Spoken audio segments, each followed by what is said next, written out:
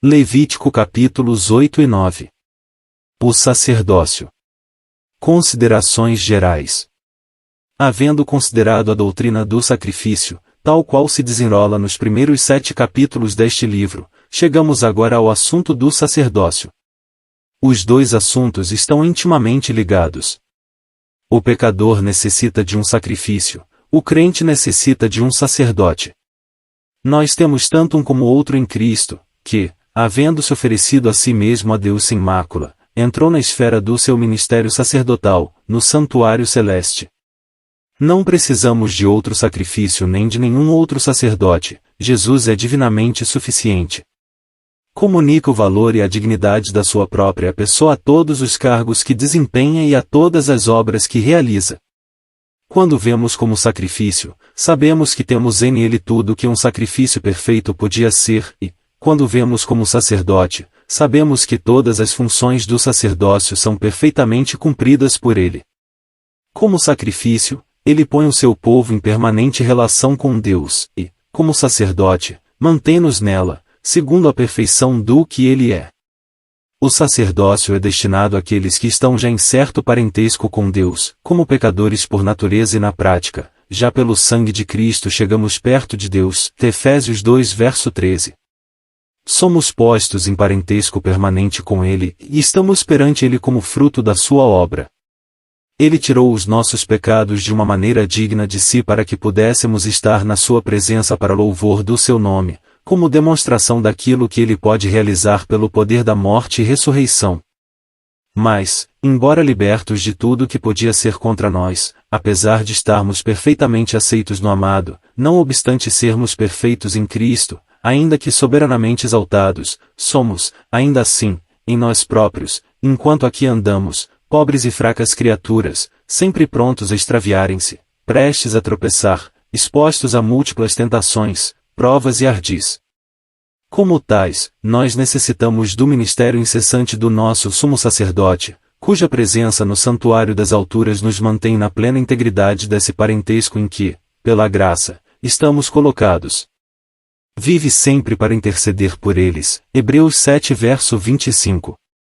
Não seria possível mantermos-nos aqui, nem por um momento, se ele não vivesse por nós nas alturas. Porque eu vivo, e vós vivereis. João 14 verso 19. Porque, se nós, sendo inimigos, fomos reconciliados com Deus pela morte de seu Filho, muito mais, estando já reconciliados, seremos salvos pela sua vida. Romanos 5 verso 10. A vida e a morte estão inseparavelmente ligadas na economia da graça. Porém, note-se que a vida vem depois da morte. É a vida de Cristo ressuscitado de entre os mortos, e não a sua vida aqui na terra, que o apóstolo se refere na última passagem reproduzida. Esta distinção é eminentemente digna da atenção do amigo. A vida do nosso bendito Senhor Jesus, enquanto aqui andou, era, desnecessário é dizer, infinitamente preciosa, porém não entrou na esfera do seu serviço sacerdotal antes de haver realizado a obra de redenção. Nem podia ter feito isso, visto ser manifesto que nosso Senhor procedeu de Judá, e, concernente a essa tribo, nunca Moisés falou de sacerdócio. Hebreus 7 verso 14. Porque todo sumo sacerdote é constituído para oferecer dons e sacrifícios, pelo que era necessário que este também tivesse alguma coisa que oferecer. Ora, se ele estivesse na terra, nem tampouco sacerdote seria, havendo ainda sacerdotes que oferecem dons segundo a lei. Hebreus 8 versos 3 e 4. Mas, vindo Cristo, o sumo sacerdote dos bens futuros, por um maior e mais perfeito tabernáculo, não feito por mãos, isto é, não desta criação, nem por sangue de bodes e bezerros, mas por seu próprio sangue, entrou uma vez no santuário, havendo efetuado uma eterna redenção.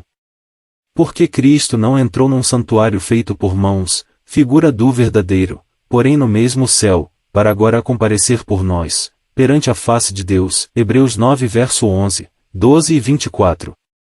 O céu, e não a terra, é a esfera do ministério sacerdotal de Cristo, e nessa esfera ele entrou quando se ofereceu a si mesmo sem mácula a Deus. Nunca entrou no templo terrestre como sacerdote. Subia frequentemente ao templo para ensinar, mas nunca para sacrificar ou queimar incenso. Ninguém jamais foi ordenado de Deus para desempenhar as funções do ministério sacerdotal na terra, salvo Arão e seus filhos. Se ele estivesse na terra, nem tão pouco sacerdote seria. É um ponto de grande interesse e valor, em relação com a doutrina do sacerdócio. O céu é a esfera do sacerdócio de Cristo e a redenção é efetuada à sua base. Excluindo o sentido em que todos os crentes são sacerdotes, 1 Pedro 2 verso 5, não existe tal coisa como sacerdote na terra. A não ser que um homem possa provar a sua descendência de Arão, a menos que possa provar a sua genealogia até essa origem antiga, não tem direito de exercer o ministério sacerdotal. A própria sucessão apostólica, admitindo que pudesse ser provada, não teria valor algum neste caso, tanto mais que os próprios apóstolos não eram sacerdotes, salvo no sentido acima referido. O membro mais fraco da família da fé é tanto sacerdote como o próprio apóstolo Pedro. É um sacerdote espiritual, adora num templo espiritual, serve a um altar espiritual, oferece um sacrifício espiritual, está vestido com vestes espirituais. Vós também, como pedras vivas, sois edificados casa espiritual e sacerdócio santo, para oferecerdes sacrifícios espirituais, agradáveis a Deus, por Jesus Cristo. 1 Pedro 2 verso 5. Portanto, ofereçamos sempre, por ele, a Deus sacrifício de louvor, isto é, o fruto dos lábios que confessam o seu nome. E não vos esqueçais da beneficência e comunicação, porque, com tais sacrifícios, Deus se agrada. Hebreus 13 verso 15 e 16. Se um dos descendentes diretos da casa de Arão se convertesse a Cristo, entraria num gênero inteiramente novo de serviço sacerdotal. E note-se que a passagem que acabamos de reproduzir apresenta as duas grandes classes de sacrifício espiritual que o sacerdote espiritual tem o privilégio de oferecer. Existe o sacrifício de louvor a Deus e o sacrifício de benevolência aos homens. Uma corrente de grato louvor que sobe até ao trono de Deus e uma corrente de benevolência ativa correndo para um mundo necessitado. O sacerdote espiritual mantém-se com uma mão levantada para Deus, apresentando um incenso de grato louvor e a outra para ministrar, em verdadeira benevolência, todas as formas de necessidade humana. Se estas coisas fossem mais bem compreendidas, que santa elevação, e que graça moral, não comunicariam ao caráter cristão. Elevação, visto que o coração estaria sempre levantado para a origem infinita de tudo que pode levar-se, graça moral, uma vez que o coração estaria sempre aberto a tudo aquilo que necessitasse da sua simpatia. As duas coisas são inseparáveis. A ocupação imediata do coração com Deus deve, necessariamente, elevá-lo e alargá-lo. Por outro lado, se anda à distância de Deus, o coração se comprimirá e aviltará. Intimidade de comunhão com Deus e realização habitual da nossa dignidade sacerdotal, é o único remédio eficaz para as tendências de decadência e egoístas da velha natureza. A consagração de Arão na presença da congregação. Depois destas considerações gerais sobre o sacerdócio, quanto aos seus dois aspectos primário e secundário, vamos prosseguir com o exame do conteúdo dos capítulos 8 e 9 do livro de Levítico. Falou mais o Senhor a Moisés, dizendo: Toma Arão, e a seus filhos com ele, e as vestes e o azeite da unção, como também o novilho da expiação do pecado, e os 2 carneiros, e o cesto dos pães asmos, e ajunta toda a congregação à porta da tenda da congregação. Fez, pois, Moisés como o Senhor lhe ordenara, e a congregação ajuntou-se à porta da tenda da congregação. Uma graça especial revela-se aqui. Toda a assembleia se reunia à porta da tenda da congregação, a fim de que todos pudessem ter o privilégio de ver aquele que estava prestes a ser investido do cargo dos seus interesses mais importantes. Nos capítulos 28 e 29 de Êxodo ensina-se a mesma verdade com respeito às vestes e sacrifícios relacionados com o cargo sacerdotal, porém, em Levítico, a congregação é introduzida e autorizada a seguir com seus próprios olhos todos os movimentos do serviço solene e imponente da consagração. Até o membro mais humilde da Assembleia tinha o seu próprio lugar. Desde o mais humilde ao mais eminente, todos podiam admirar a pessoa do sumo sacerdote, o sacrifício que oferecia e as vestes que envergava. Cada um tinha as suas necessidades peculiares e o Deus de Israel queria que todos vissem e soubessem como as suas necessidades estavam plenamente previstas por meio dos diversos qualificativos do sumo sacerdote que estava diante deles. As vestes sacerdotais eram a própria expressão apropriada destes qualificativos. Cada parte do vestuário era destinada e apropriada a mostrar alguma qualidade especial em que a Assembleia como um todo e cada membro individualmente estaria interessado. A túnica, o cinto, o manto, o éfode, o peitoral, o urim e o tumim, a mitra, a coroa santa, em tudo fala das diferentes virtudes, qualificativos e funções daquele que devia representar a congregação e os seus interesses na presença divina. Cristo, o nosso sumo sacerdote. É assim que o crente pode, com o olhar da fé, contemplar o seu grande sumo sacerdote, nos céus, e ver em ele as realidades divinas das quais as vestes de Arão eram apenas sombras. O Senhor Jesus Cristo é o Santo, o ungido, aquele que leva a mitra e está cingido. Ele é tudo isto, não em virtude de vestuário exterior que se pode envergar ou despojar, mas devido às graças eternas e divinas da sua pessoa, à eficácia imutável da sua obra e à virtude imperecível das suas sagradas funções. É isto que torna precioso o estudo das figuras da dispensação mosaica. A alma iluminada vê Cristo em tudo, o sangue do sacrifício e a túnica do sumo sacerdote indicam-no, e foram ambos destinados por Deus para o revelar. Se surge uma questão de consciência, o sangue do sacrifício responde segundo as justas exigências do santuário. A graça satisfez as exigências de santidade. E se for uma questão de necessidade em relação com a sua vida na terra, pode vê-las todas divinamente supridas nas vestes oficiais do sumo sacerdote. E, deixai-me dizer, existem duas maneiras de encarar a posição do crente, em duas maneiras nas quais essa posição é apresentada na palavra de Deus e que devem ser tomadas em conta antes de que a verdadeira ideia do sacerdócio possa ser percebida. O crente é apresentado como fazendo parte de um corpo do qual Cristo é cabeça.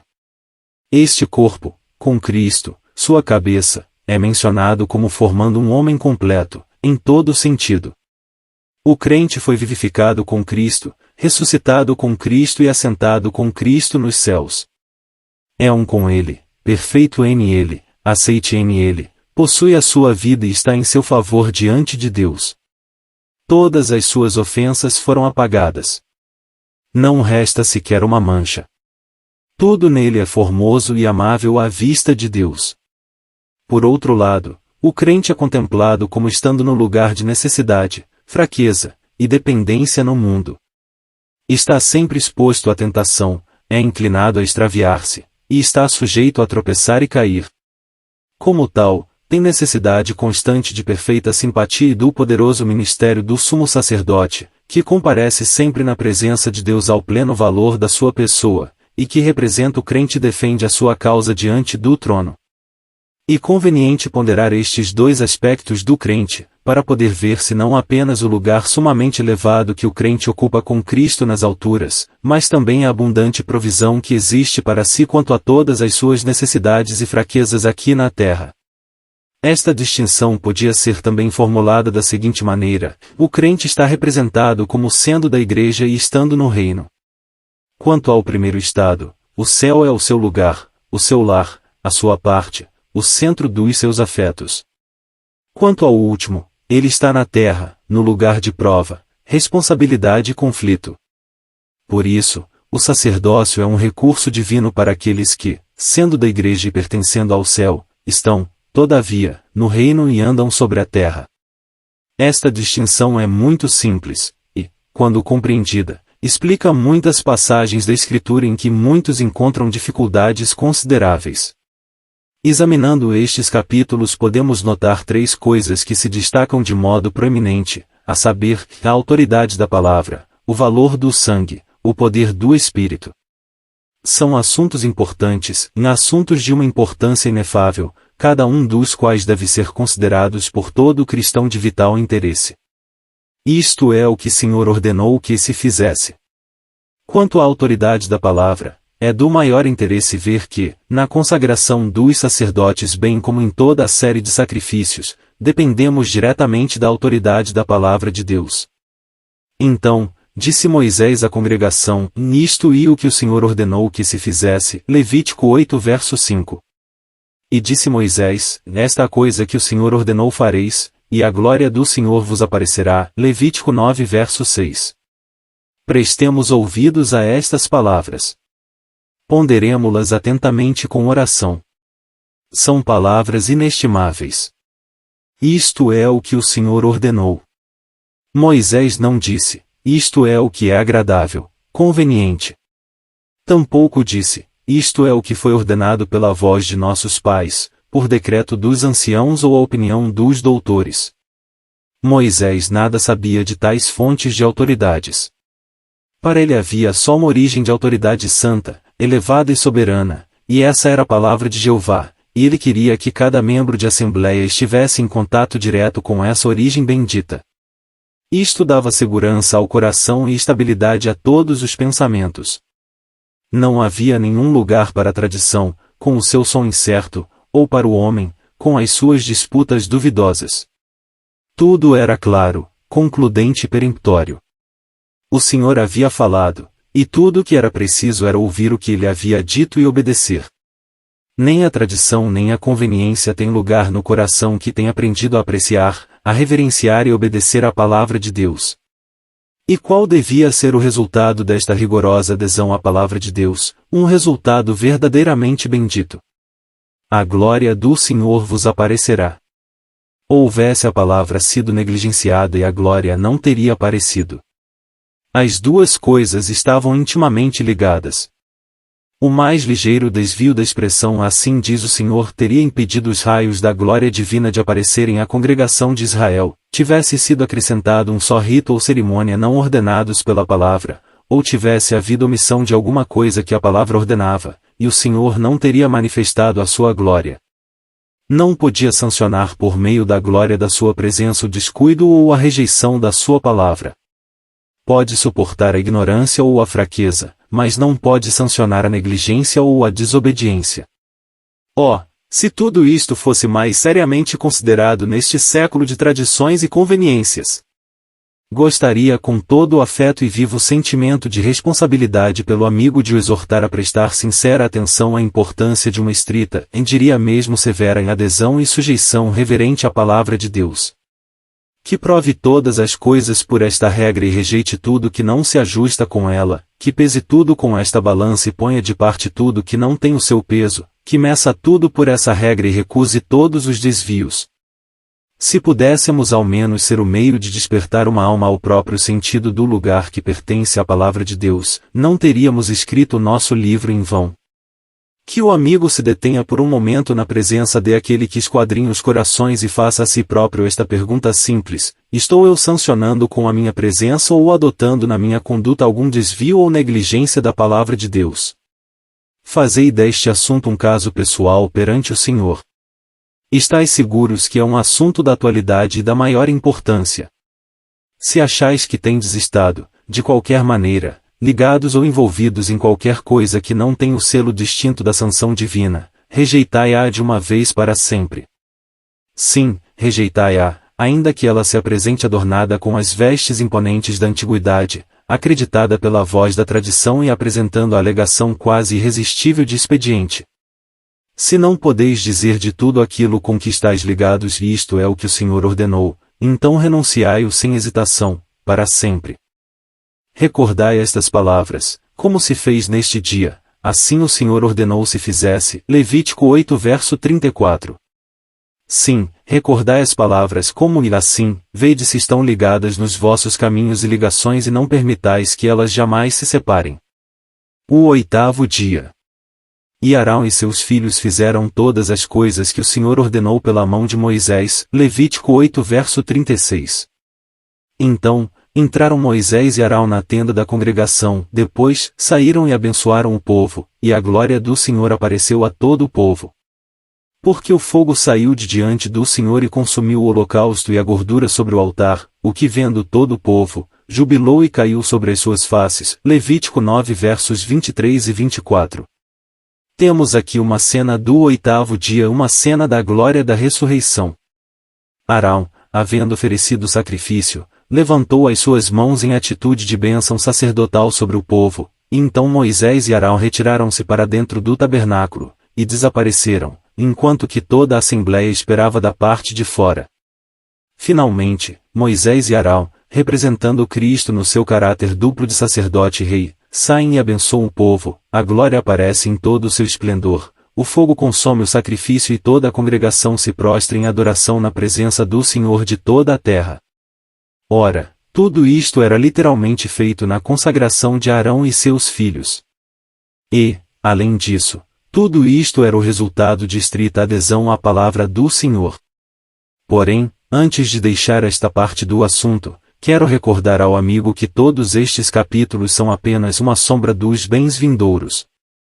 Isto, na verdade, pode dizer-se a respeito de toda a economia mosaica, Hebreus 10 verso 1. Arão e seus filhos conjuntamente representam Cristo e a sua casa sacerdotal. Arão só representa Cristo nas suas funções vicárias e intercessórias. Moisés e Arão juntos representam Cristo como rei e sacerdote. O oitavo dia representa o dia da glória da ressurreição, em que a congregação de Israel verá o Messias assentado no seu trono como sacerdote real, e em que a glória do Senhor há de encher toda a terra como as águas cobrem o mar.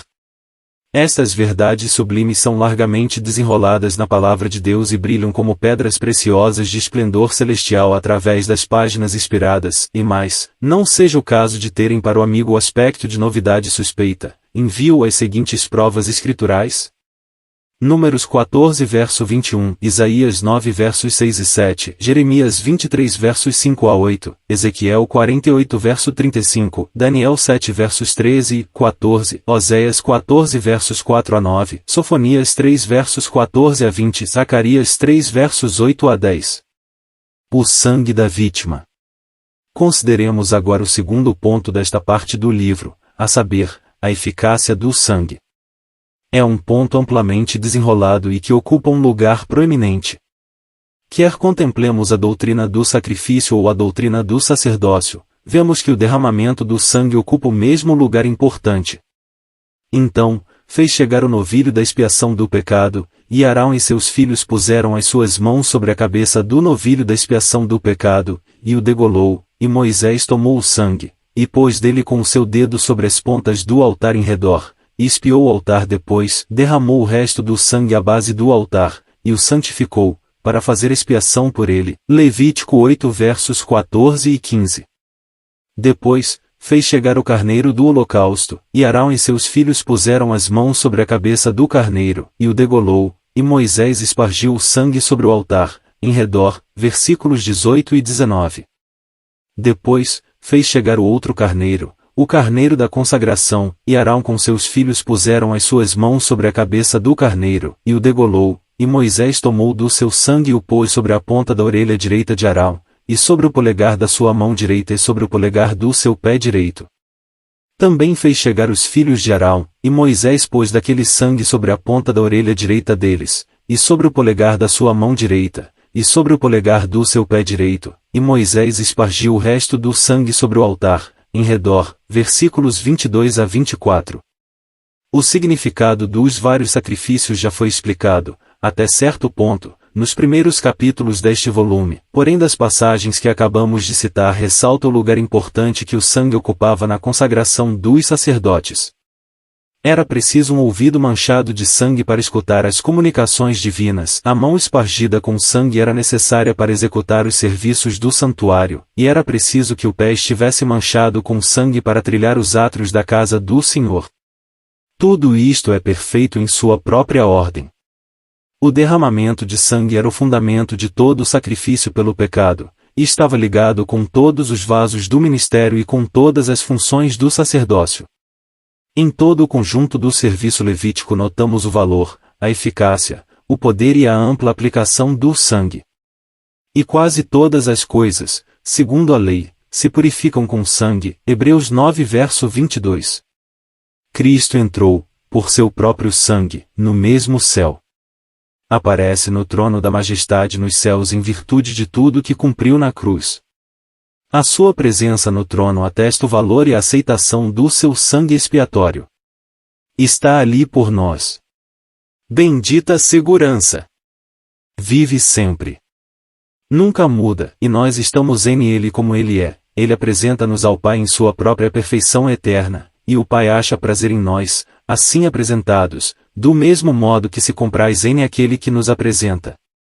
Esta identificação é tipicamente representada em Arão e seus filhos pondo as suas mãos sobre a cabeça dos sacrifícios. Estavam todos diante de Deus no valor do mesmo sacrifício.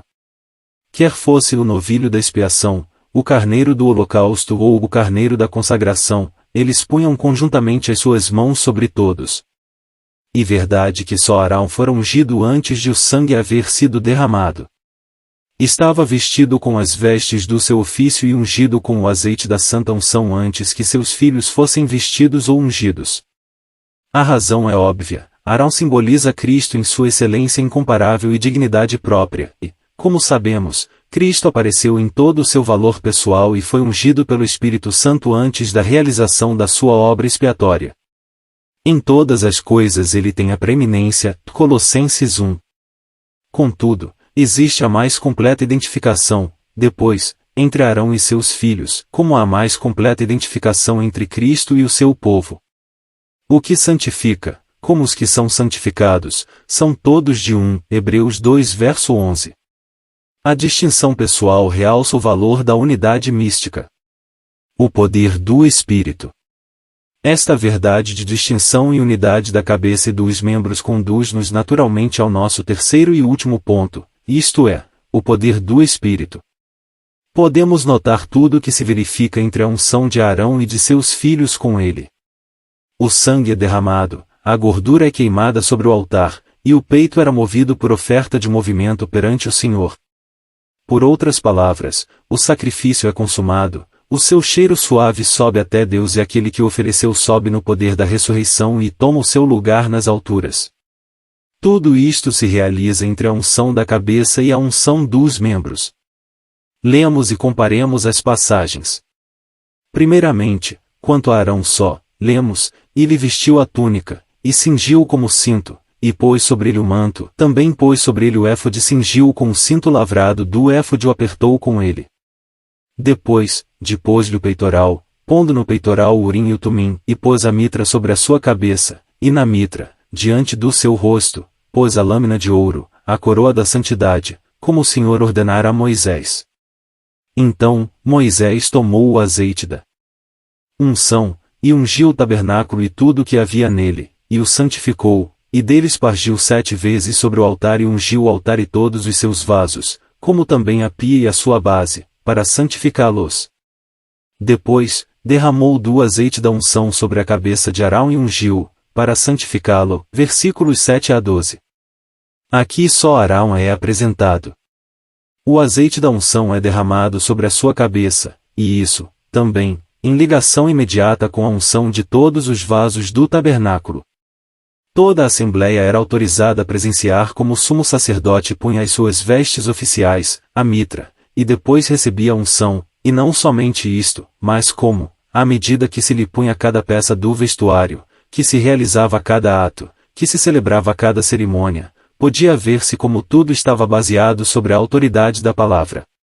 Não havia em tudo nada vago, nada arbitrário, nada imaginativo. Tudo era divinamente estável. As necessidades da congregação eram inteiramente providas e providas de tal maneira que podia dizer-se, e assim o Senhor ordenou se fizesse. Na unção só de Arão, antes do derramamento de sangue, temos uma figura de Cristo, que, antes de se oferecer a si mesmo sobre a cruz, estava inteiramente só. Não podia haver união entre ele e o seu povo, salvo sobre o fundamento da morte e ressurreição. Esta verdade tão importante foi mencionada e tratada, até certo ponto, em conexão com o assunto do sacrifício, porém aumenta o seu poder e interesse vê-la tão intimamente ligada com a questão do sacerdócio. Sem derramamento de sangue não há remissão, e o sacrifício não estava completo. Assim, também, sem derramamento de sangue Arão e seus filhos não podiam ser ungidos juntos.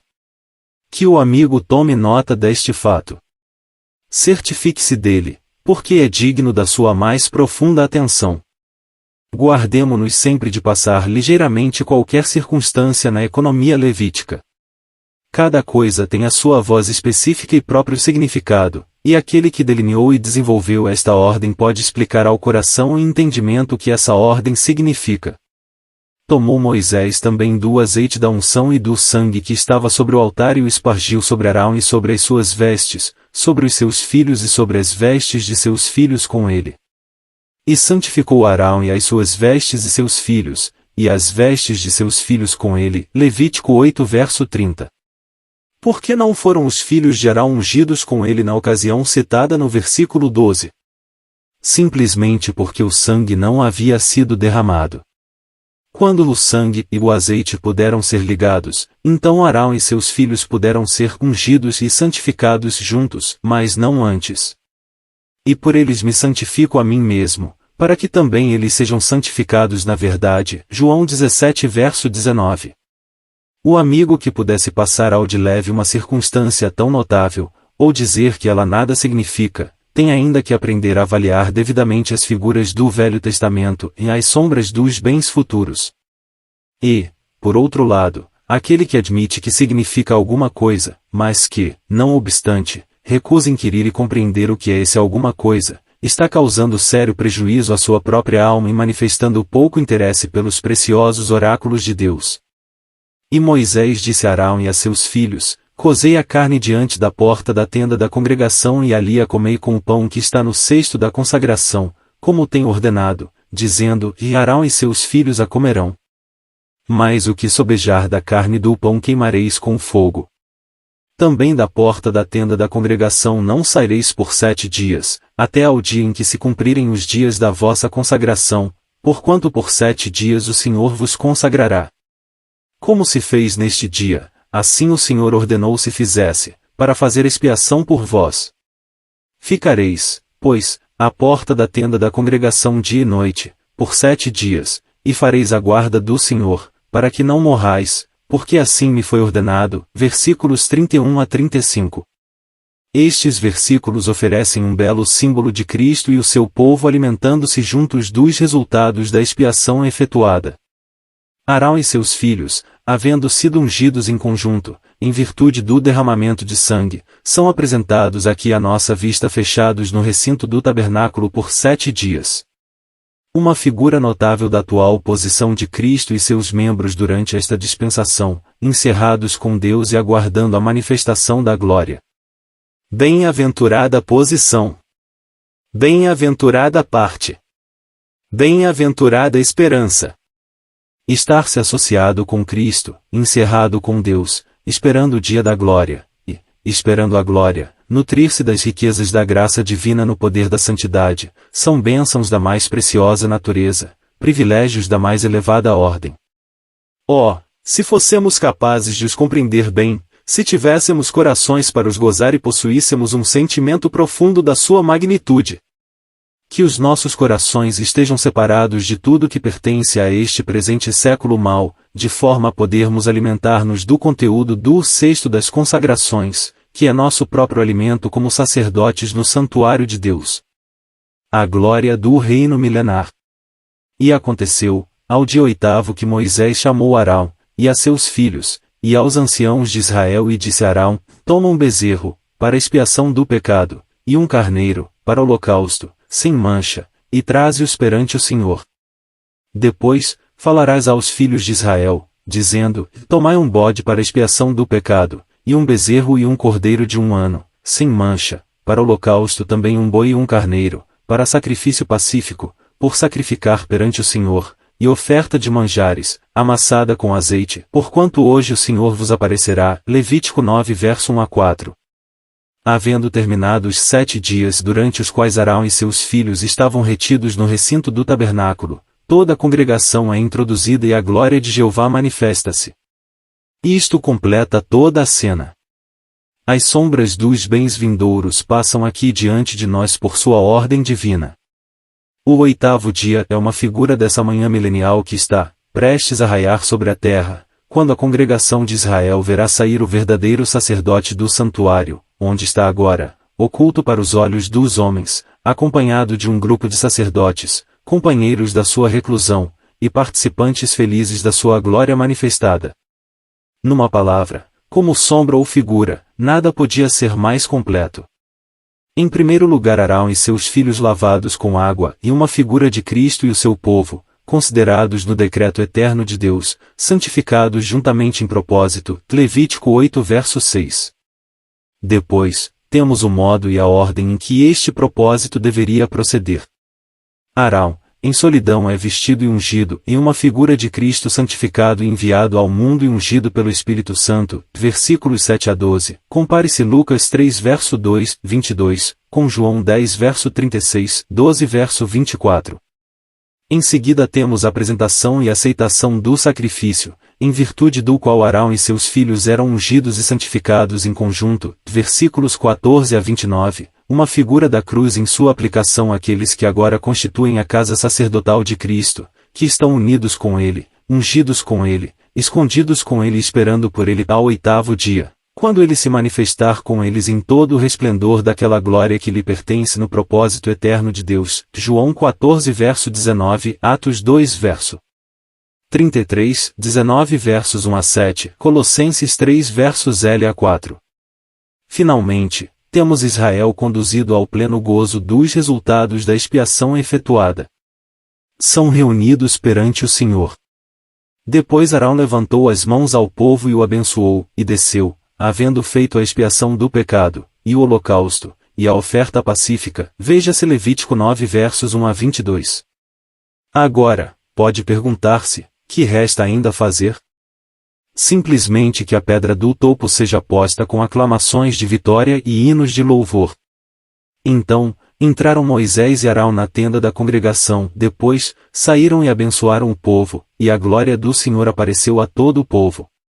Porque o fogo saiu de diante do Senhor e consumiu o holocausto e a gordura sobre o altar, o que vendo todo o povo, jubilou e caiu sobre as suas faces. Versículos 23 e 24. Este era o grito de vitória e a atitude de adoração. Tudo era completo. O sacrifício, o sacerdote com suas vestes e mitra, a família sacerdotal associada com o seu chefe, a bênção sacerdotal, o aparecimento do rei sacerdote, e em suma, nada faltava e portanto a glória divina apareceu e toda a congregação se prostrou em adoração. E, em tudo, uma cena magnífica e uma sombra maravilhosa e bela dos bens que hão de vir.